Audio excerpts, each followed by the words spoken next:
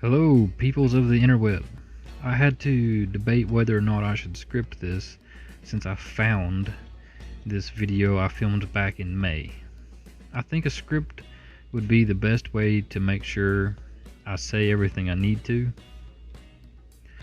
This is a little project that I wanted to do, felt like trying on my own.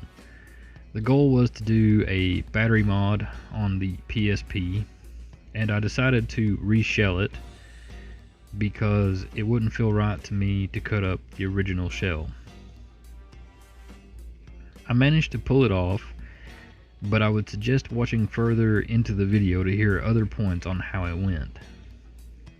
And before anyone asks, the UMD drive was already crapped out. It kicked the bucket, if you will. And I had to replace it once already, so decided instead of replacing it again, I would try this battery mod. Also, I did follow a guide for the battery mod. However, this is a task to be taken at your own risk. Be aware of the dangers of something like this. If you puncture the battery, you stand a chance of it discharging in your face. Same for when I get around to soldering leads on the battery. It's also a dangerous operation.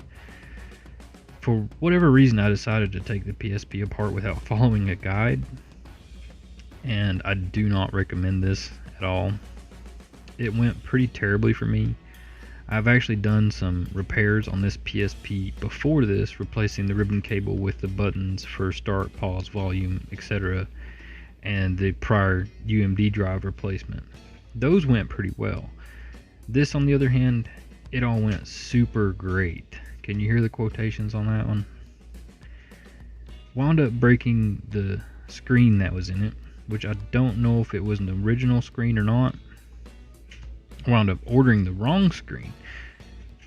So please, if you decide this is something you want to try, follow a guide. I will try to link to the guide I used for the battery mod and find a good one for taking apart the PSP and link those in the description along with a link to the battery I purchased, as it is a really good fit in the PSP, but it's not the same battery they suggested using in the guide that I found on Reddit. So on with my attempt here. I managed to get it all apart and back together once I was able to purchase the second replacement screen. Sitting around hoping that I got the right one that time.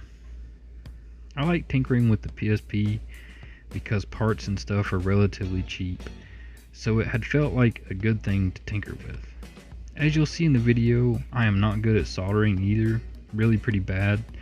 So yeah, this definitely isn't a guide video, except to tell anyone who's interested, don't do this the way I did it, and maybe follow the links in the description and do more research than I did. You know, a learn from my mistakes kind of thing.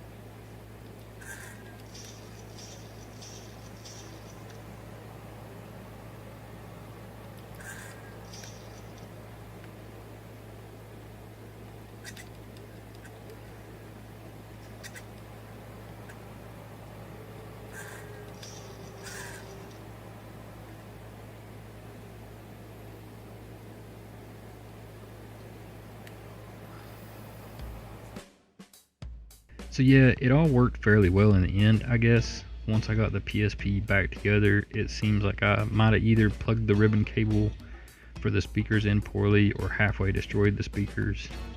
Again, don't follow this as a guide except for what not to do. The PSP is still able to charge the same way as it did before.